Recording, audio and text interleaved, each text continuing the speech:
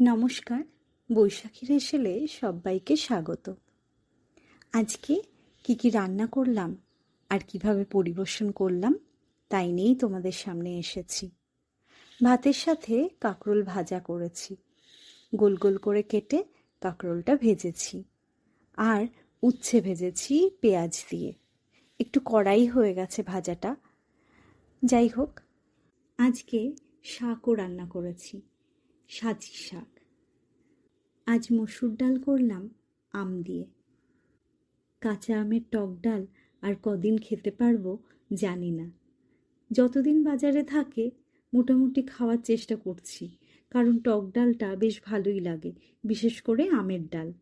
আর রান্না করেছি পোনা মাছ, ভালো করে সব মশলা দিয়ে মেখে তারপরে ভেজেছি।